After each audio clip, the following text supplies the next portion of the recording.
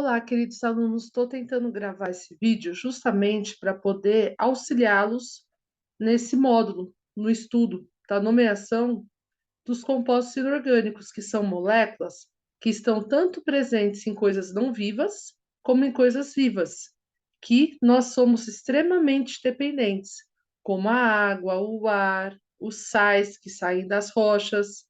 E isso tudo é necessário para que o nosso organismo, que tem moléculas orgânicas que só tem nele, possa sobreviver, possa funcionar corretamente. Então, eu fiz a revisão para vocês poderem entender no início do módulo da parte das moléculas, a parte positiva, a parte negativa.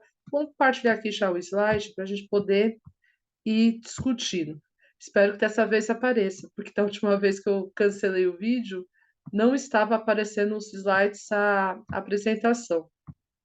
Por via das dúvidas, vou fazer esse processo 2 vezes para ver se vai. Vou interromper e vou compartilhar de novo, para ver se não trava a apresentação nossa. Pronto, vamos lá. Então, só para retomar. Deixa eu pegar aqui minha caneta digital.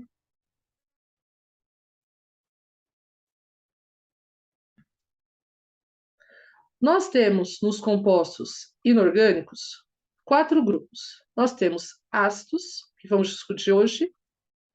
Nós temos bases, que também vou gravar nessa videoaula de hoje. Nós temos sais e nós temos óxidos. Vocês vão aprender a reconhecer e vão também aprender a nomear. As moléculas, para a gente nomear, sempre nós vamos precisar colocar 2 nomes.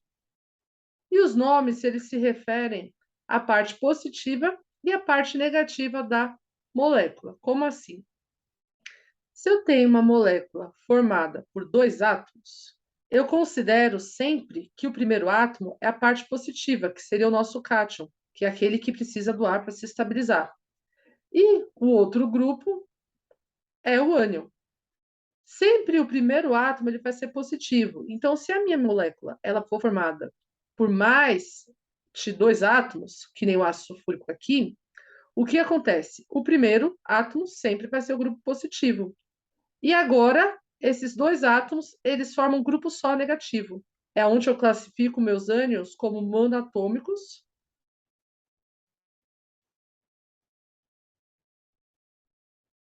formados por um átomo, ou então eu posso ter os meus ânions poliatômicos, quando o grupo de ânions tem mais de um átomo. Isso é importante saber, porque com base nisso nós teremos a parte da nomeação. Vamos passar aqui. Eu vou aqui diminuir minha tela para a gente poder ampliar melhor os slides, tá bom? Esses slides são do e-class de vocês, da nossa última aula da semana passada, tá? Ou dessa semana. Hoje é sexta-feira, então deixei lá disponível para vocês. Vou arrumar aqui.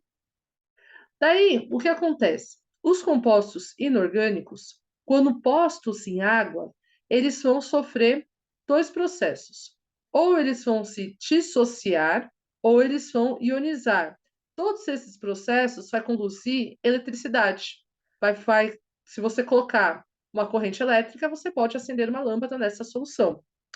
Daí, como é que funciona a dissociação? Na dissociação, vamos para ele na presença de água. A água, como é um solvente universal, ela quebra a maioria das substâncias. Então, eu vou separar esse sódio e eu vou ter o ânion de cloro. Formei as minhas cargas, eu dissociei, eu dissolvi, eu separei.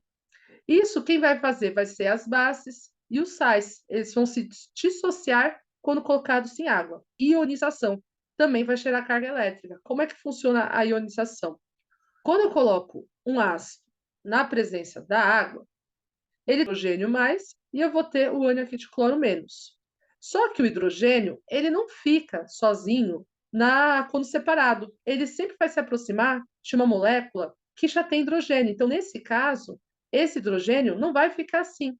Ele vai se ligar com a água, formando um composto chamado de, vou colocar aqui, ó, é a molécula de água H2O mais o íon de hidrogênio que foi solto.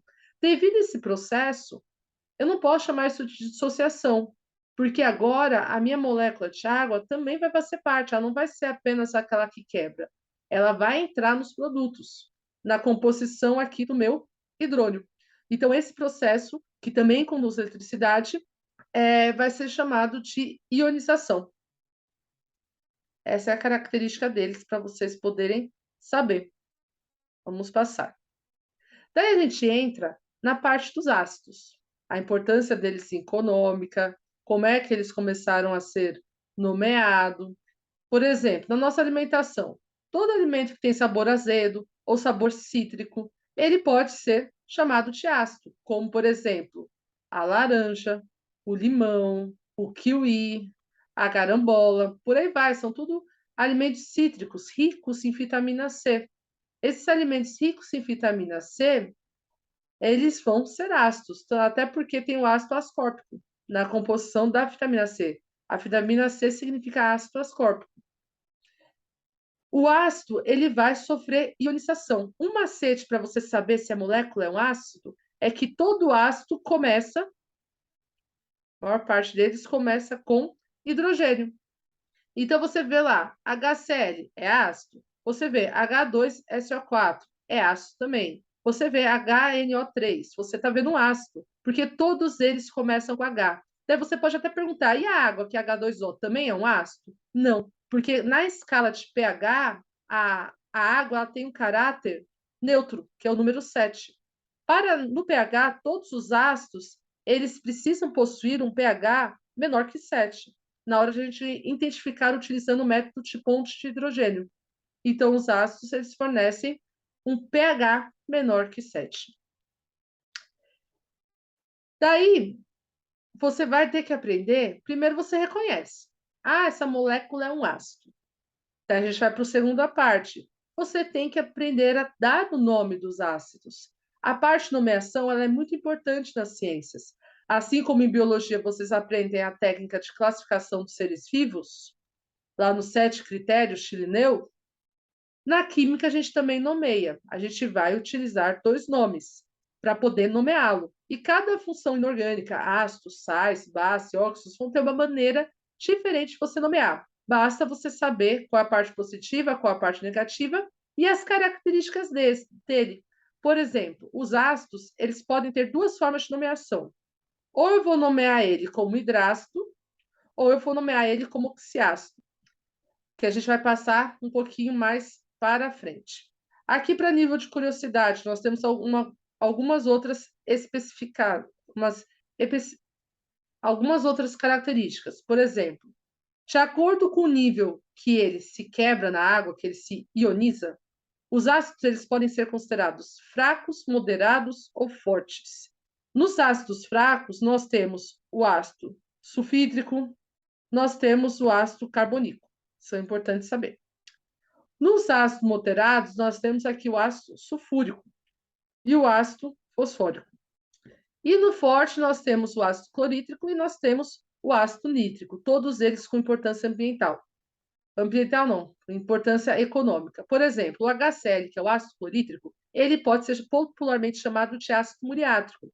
Ele é muito utilizado em bateria de carro para poder fazer esse processo. E ele também é um dos principais ácidos que nós utilizamos para reagir com a base, que é o hidróxido de sódio. Já o ácido sulfúrico, ele é utilizado para produzir fertilizantes, ele é utilizado na refinação do petróleo, ele pode ser utilizado na parte de mineração. Então, ele tem um caráter econômico muito grande. Tanto é que ele é verificado como um índice de desenvolvimento de um país. Quanto mais um país consegue produzir ácido sulfúrico, melhor é a sua capacidade econômica para poder utilizar nas indústrias, porque ele também é um dos principais reagentes que nós utilizamos com outras substâncias. No ponto de vista do número de hidrogênios, o meu ácido ele vai ser monoácido, que tem um hidrogênio, ou ele vai ser diácido, que é aquelas moléculas que têm 2 hidrogênios, ou ele vai ser triácido com 3 hidrogênios, ou tetraácido com 4 hidrogênios que sofrem ionização. Só basta saber que esses são os principais representantes de cada um. Pelo número de hidrogênios que vão ser quebrados na água para formar o hidrônio, ele pode ser um monoácido, diácido, triácido ou tetraácido. De acordo com o número de átomos que formam a molécula de átomo, ele pode ser binário, quando ele é formado por dois átomos, a molécula. Ele pode ser ternário, quando a sua molécula for formada por três diferentes átomos. Ou ele vai ser um quaternário, quando a sua molécula tiver quatro diferentes átomos. É uma outra forma de classificação. Vamos aqui para a nomeação. A nomeação mais fácil de ácidos são os hidrácidos. Hidrácidos são aqueles meus ácidos, que no caso da anterior, binários, são só formados por dois átomos. Então, os ácidos binários é o hidrogênio mais o ânion. Para você nomear essa estrutura, você coloca ácido, porque ele é um ácido, então o ácido entra na parte de nomeação, e no segundo nome você pega o radical do átomo de nomeação. Então, no caso de cloro, eu pego a palavra cloro, que é o radical dele, eu tiro a vogal. Se a palavra não tiver vogal, aquele lá já é o seu radical. Então, ó, nós temos cloro e a gente adiciona hídrico. Então, fica ácido clorídrico. Por exemplo, aqui, ó, ácido, pro, tá a palavra bromo, e eu adiciono a palavra hídrico. Então, toda vez que você ouvir o sufixo hídrico, você vai estar trabalhando com hidrácidos. É o hidrogênio mais o seu próprio átomo. Aqui no enxofre, o que, que acontece? O enxofre, o radical do enxofre, não é enxofre, é sulfo. Esse é o radical dele, é o sulfuro. Então, no caso do enxofre, eu só pego o sulf e adiciono o hídrico. Então, fica sulfídrico na hora de nomear. Preste atenção nesses detalhes, porque ele não é o mesmo radical do seu nome enxofre. A gente fala sulf. Assim como nós temos o ânion sulfato. Então, isso vai acabar aparecendo. Já na nomeação dos oxiácidos, que são aqueles meus átomos ternários, por exemplo, 3 elementos, ou até 4 elementos, o que, que acontece? Não tem como eu colocar hídrico, porque hídrico é uma característica dos meus hidrácidos. Então, nos meus oxiácidos, que são todos os átomos que terminam com oxigênio, na hora de eu nomear, eu vou seguir essa regra para aqueles átomos que são o meu padrão, ou seja, são os mais abundantes. Quais que vocês têm que gravar, que eu vou cobrar? O HClO3, o H2SO4, o H3. Desculpa, deixa eu apagar aqui. Deixa eu marcar. Não, o H3PO4 e o HNO3. Então, nesse caso, eu não vou colocar hídrico, eles são ácidos. Então, vai ficar ácido, aqui é cloro. Então, eu pego o radical dele, cloro, e adiciono o ico, o sufixo ico, nos padrões. Aqui no ácido sulfúrico, ácido, o sulfur, e eu adiciono o ico. No ácido fosfórico, ácido, fosfor, que é o radical dele, que é do fósforo, e aqui ico. Então, esses são os meus padrões. Pela importância dele, só o ácido sulfúrico e o ácido fosfórico vão terminar em 4. O ácido clorídrico e o ácido nítrico, eles vão terminar em 3. Na verdade, dos principais 4 que eu quero que vocês escrevam, são somente esses 2. Os demais são tudo 3 que vai aparecer.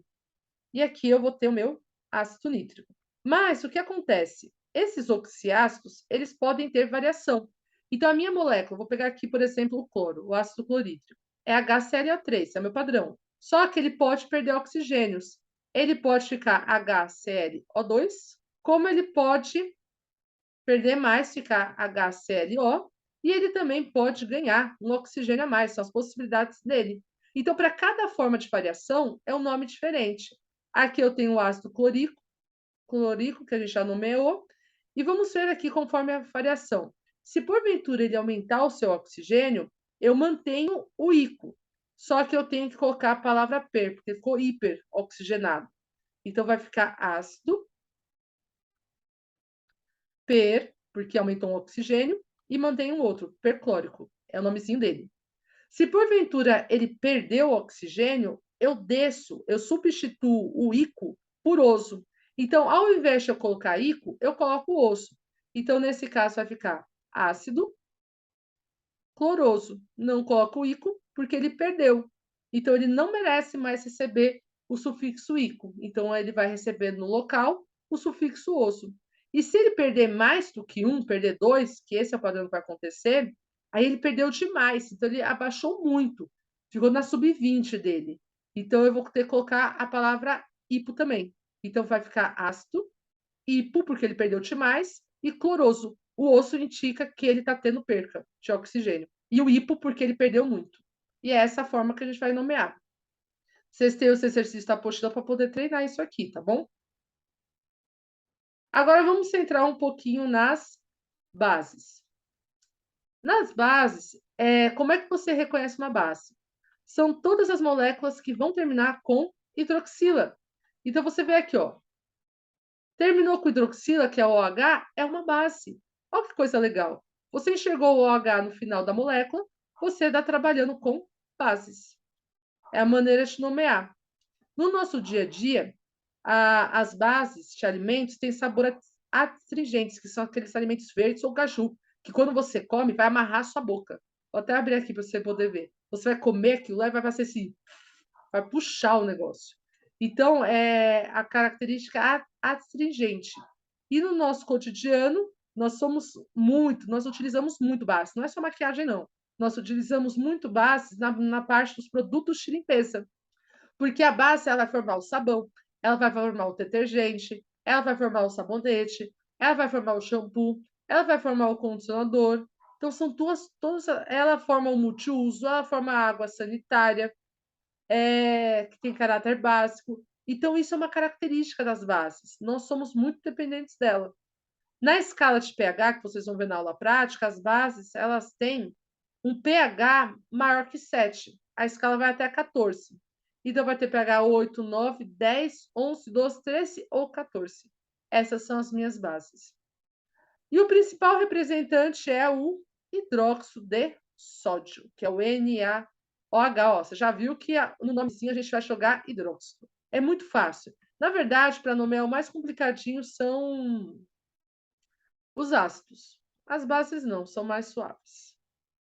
Então, na hora de nomear, eu preciso colocar hidróxido, porque é a principal característica das bases, e depois eu nomeio o cátion. Eu faço a nomeação.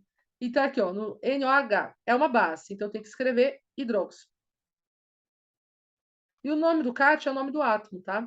Então, fica hidróxido de, esse átomo é o sódio, então fica hidróxido de sódio. É o nome da minha base. Aqui, ó, o COH2. Vocês vão ver que tem átomos que se repetem muito, que você acaba gravando o nome. Então, aqui eu vou ter hidróxido de cálcio. É o nomezinho que ela vai ter. Só que eu tenho cátions que eles sofrem variação. Por exemplo, o manganês, o ferro, o cobre, o zinco. Eles têm mais de um cátion. Eles podem ter mais dois, mais três, mais dois. Ele pode ter mais três, mais dois, por aí vai.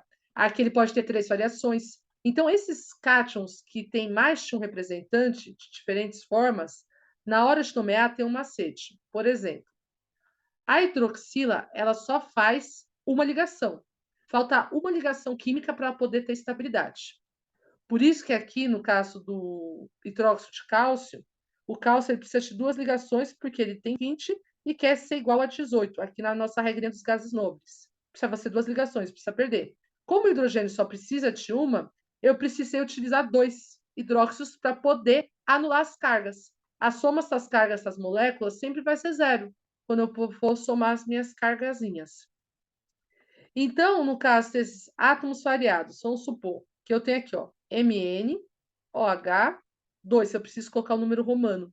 Então, aqui eu vou ter hidróxido de manganês.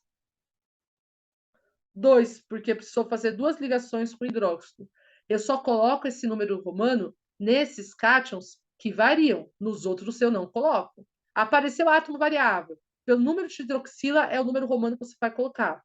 Esse é o macete para você poder gravar. Então, assim, assistam a videoaula com calma, tentam rever, anotem os slides no caderno, façam os exercícios da apostila, para vocês poderem fixar esse assunto. Qualquer coisa, podem me perguntar nas próximas aulas, tá bom? Até mais, pessoal. Vou interromper aqui e nos vemos no dia da aula prática. Deixa eu encerrar aqui a gravação.